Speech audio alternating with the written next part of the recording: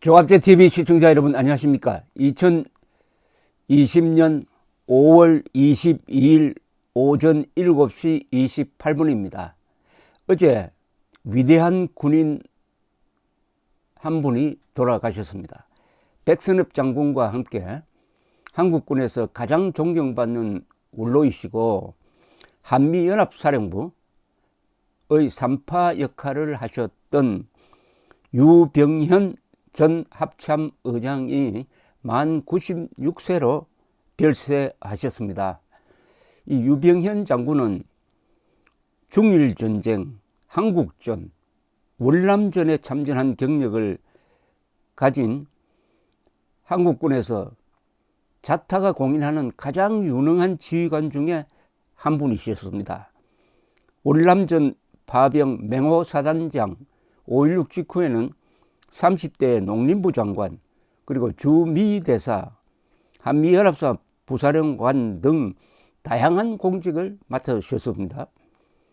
이분은 1924년 충북 청주에서 태어났습니다.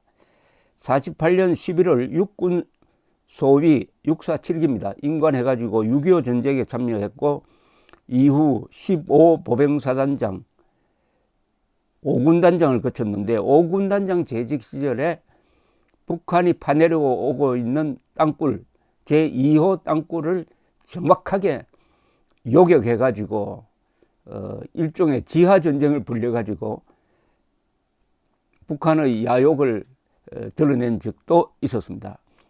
합참작전본부장으로서 미국과 끈질긴 교섭을 해가지고 세계에서 가장 모범적인 합동군 사령부 즉 한미연합사를 만들고 초대 부사령관을 했습니다. 물론 육군 예비역 대장이십니다. 로버트 에이브럼스 한미연합사 부사령관은 어제 한미연합사령부를 대표해 오늘 별세한 유병현 장군의 가족과 지인에게 진심 어린 위로와 애도의 마음을 전한다 라고 했습니다. 우리는 모두 유 장군을 진정으로 잊지 못할 것이다. 빈소는 서울 아산병원 장례식장에 마련되었으며 장례는 합참장으로 치러집니다. 오는 25일 대전 현충원에서 안장식이 거행됩니다. 유족으로는 부인 양정희 씨와 4명의 아들이 있습니다. 저는 유병현 장군과 인연이 많습니다. 저의 가장 유력한 취재 대상이었을 뿐만 아니라 2013년에 이분의 회고록을 저희 출판사 즉 조갑제닷컴에서 낸 인연도 있습니다. 이 책입니다.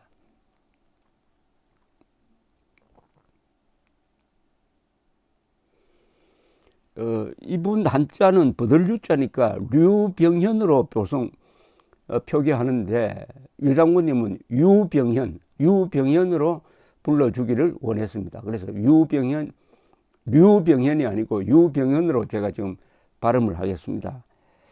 이 책은 이분이 아주 어려운 투병을 하면서 쓰신 겁니다. 그리고 자기 양심상 대필은 하지 못하겠다 해가지고 직접 쓴 겁니다.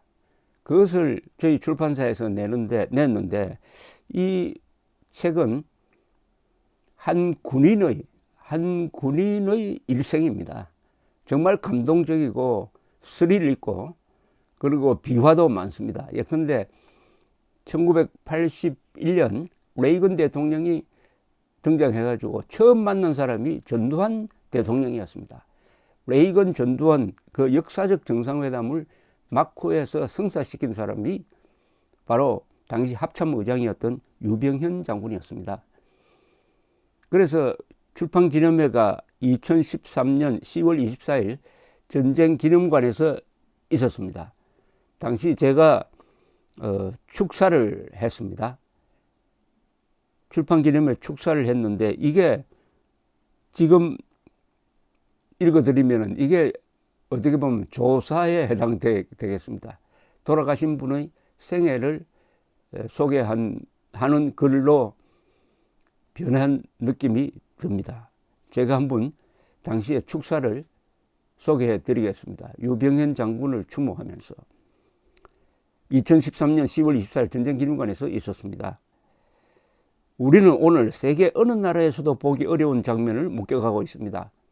오늘은 20대의 중일전쟁과 한국전쟁을 겪으시고 30대의 농림부 장관을 거쳐 40대의 맹호사단장으로서 월남전에 참전하셨으며 50대의 5군단장으로 북한군의 땅굴 작전을 저지하셨고 합참본부장으로 옮겨서는 대간첩 작전을 지휘하는 일방 한미연합사 창설의 실무 주역을 맡으셨고 합참의장 시절에는 전두환 레이건 정상회담을 성사시켜 한미 관계를 정상화시키는 데 기여하셨던 유병현 장군께서 여러 번의 수술과 사경을 헤매는 투병 속에서도 굴하지 않고 양심상 대피를 하지 않겠다는 집념으로서 내려간 회고록이 책으로 나온 날, 즉 노병이 마지막 전투에서 승리한 날입니다.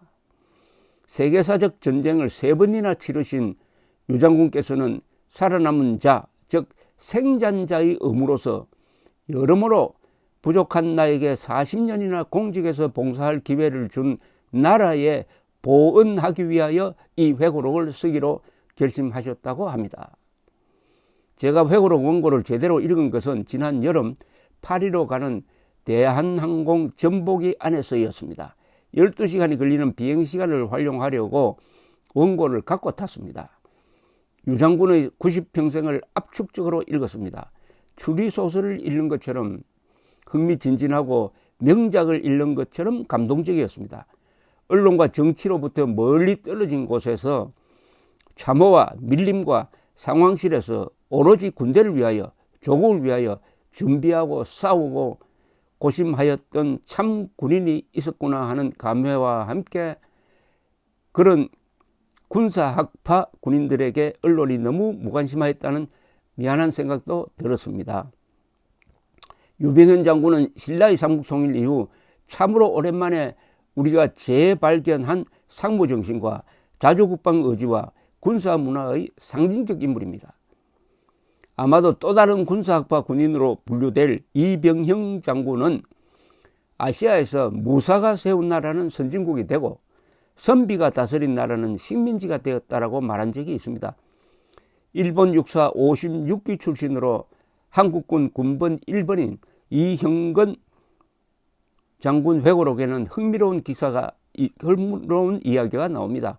1945년 8월 15일 일본 천황이 항복을 선언한 바로 그날 일본군 육군 대위이던 이형건은 도쿄에 살던 고종의 아들 영친왕 이은공을 찾아갔다고 합니다. 이은은 이렇게 당부하였다는 것입니다. 조선과 일본은 다 같은 유교 국가이면서도 일본은 상무정신을 발전시켜 무사도를 전통으로 삼았는데 조선은 무를 천시하여 문약에 빠지고 문존무비라는 폐습을 이어오다가 결국은 무사를 존중하는 일본에 병탄당하고 말아서 나는 언젠가는 조상들 즉 조선 왕가를 대표하여 문약 풍조를 없애지 못하여 만국을 초래한 잘못을 우리 동포들 앞에서 깊이 사과하고 싶어서 빨리 귀국하여 군대를 만드시오. 유병현 장군 회고록에는 국군의 아버지이신 이승만 건국 대통령에 대한 짧지만 인상적인 정언이 몇 군데 나옵니다. 1390년은 조선조 개국 이후 사대주의 정책으로 밀려났던 군인을 다시 역사의 중앙무대로 불러들인 분은 위대한 외교 전략가 이승만 대통령과 근대화 혁명과 박정희 대통령이었습니다. 자유를 부국강병의 필수 조건으로 이해하였던 두 세계적 지도자와 인연을 맺은 유병현 장군이야말로 좋은 시절을 만난 운 좋은 군인이었습니다. 우리 민족사회는 두 유형의 군인이 있습니다.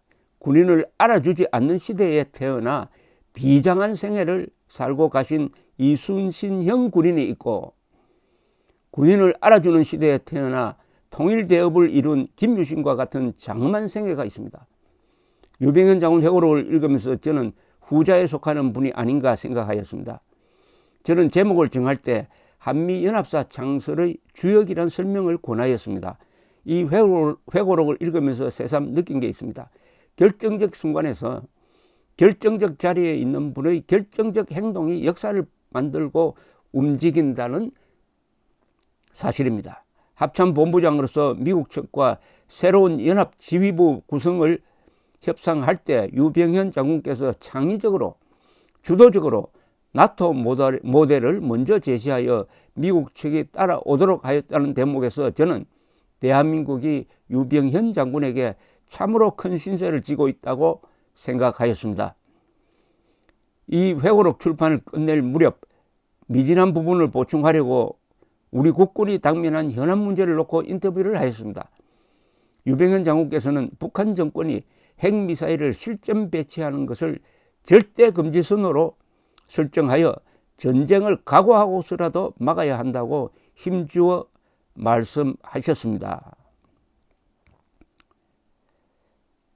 믿을 수 있는 군대를 갖고 있다는 것은 국민의 축복이고 국가의 행운입니다.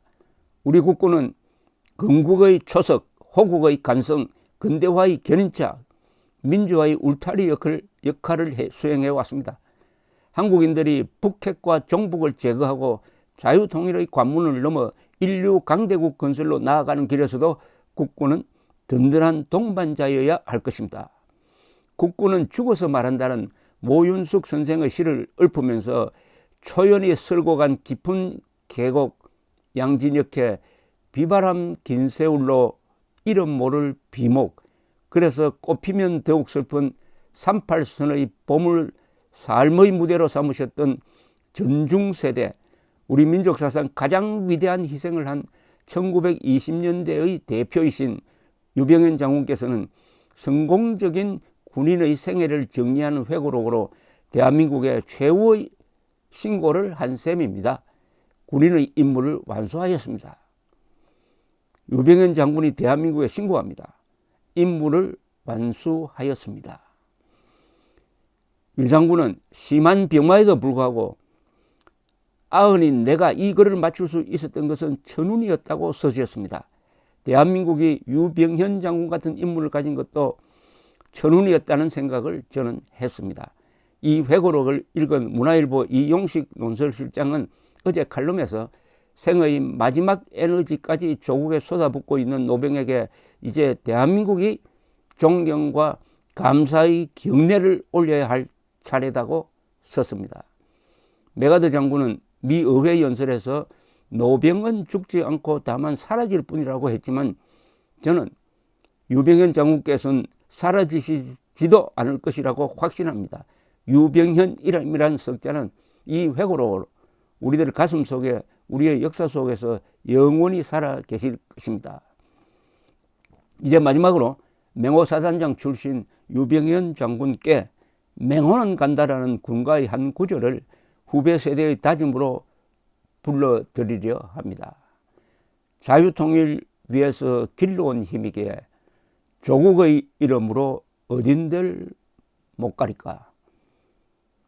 노병 유병현 장군께는 대한민국이 감사해야 한다는 생각이 들었습니다. 삼가 조의를 표합니다. 감사합니다.